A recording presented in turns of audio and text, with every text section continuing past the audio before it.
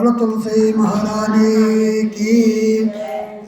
ओम हरि ओम सच्चिदानंद रूपाय विश्वोत्पत्त्यादिहेतवे तापत्रय विनाशाय श्रीकृष्णाय वयं नमः।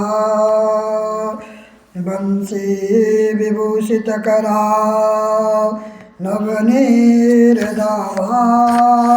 पीताम्बराधरणबिम्बफलाधरोष्टात् पूर्णेन्दुसुन्दरमुखां दरबिम्बनेत्रां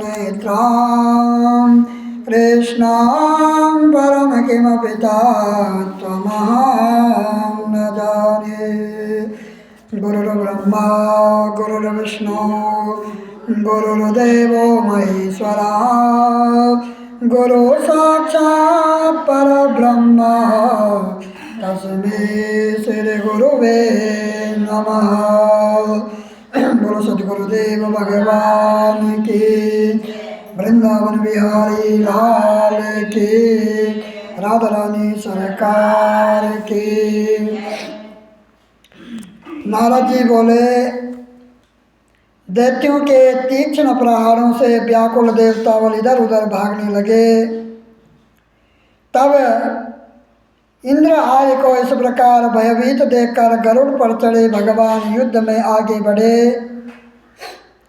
उन्होंने अपने सारंग नामक धनुष उठाकर बड़े जोर से टंकार किया। त्रिलोकी शब्दित हो गई। पल मात्र में ही भगवान विष्णु ने हजारों दैत्यों के सिर काट गिराए। यह देखकर जलंधर के क्रोध की सीमा न रही। फिर तो भगवान विष्णु और जलंधर का महान संग्राम हुआ। बाणों से आकाश भर गया। लोग आश्चर्य करने लगे। भगवान विष्णु ने अपने बाणों के वेग से उस दैत्य की ध्वजा, छत्र और धनुष बाण काट डाले तथा एक बाण से उसकी छाती में प्रहार किया। इससे व्यथित हो उसने अपनी प्रचंड गदा उठाकर गरुड़ के मस्तक पर दे मारी। गरुड़ पृथ्वी पर गिर पड़ा। साथ ही क्रोध से उस दैत्य ने ओंठ काटे और भगवान विष्णु की छाती में भी एक तीक्ष्ण बाण मारा। उसके उत्तर में भगवान विष्णु ने उसकी गदा काट दी और अपने सारंग धनुष पर बाण चढ़ा चढ़ाकर उसको बीधना प्रारंभ किया। जलंधर भी उन पर अपने पहने बाण बरसाने लगा। उसी समय जलंधर ने भगवान विष्णु को कई पहने बाण मारकर वैष्णव धनुष को काट दिया। धनुष कट जाने पर भगवान ने गदा ग्रहण कर ली और शीघ्र ही जलंधर को खींचकर मार भी। परंतु उस अग्निवत अमोद गदा की मार से भी वह चलयमान न हुआ और मदोमुक्त हाथी के समान उसे यानी गदा की मार को फूल की माला ही जाना। साथ ही उस युद्ध दुर्मुंद ने अत्यंत ही क्रोध होकर एक अग्निमुख त्रिशूल उठाकर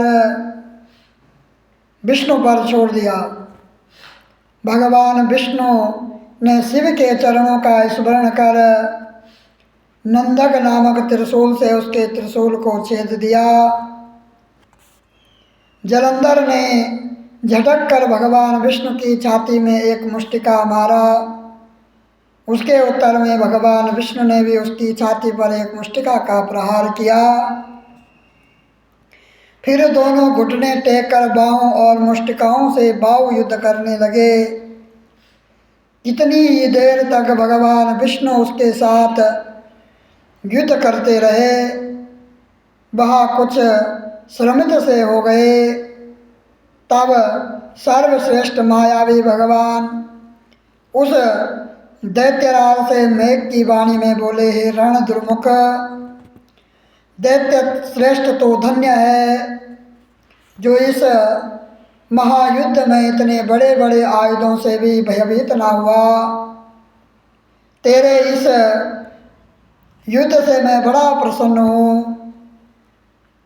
तो जो चाहे मांग, मैं उदय वस्तु भी आज तुझको दे दूंगा।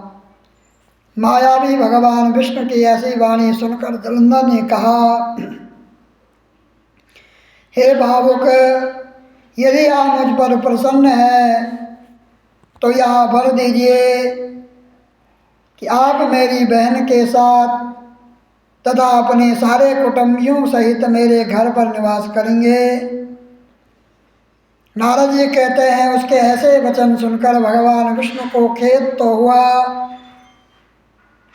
किंतु उसी क्षण उन देवेश ने तथास्तु कह दिया। अब भगवान विष्णु सब देवताओं के साथ जलंधरपुर में जाकर निवास करने लगे।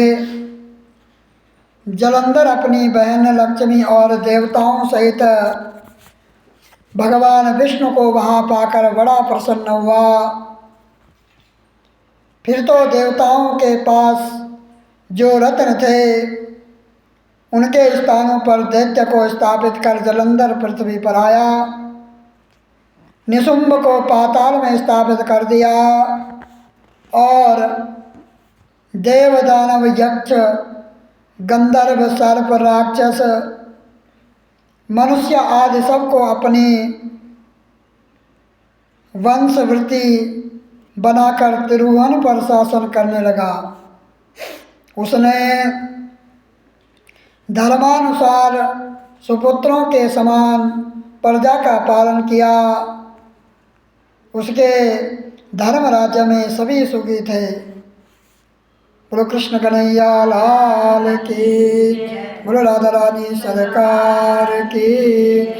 श्रीमन नारायण नारायण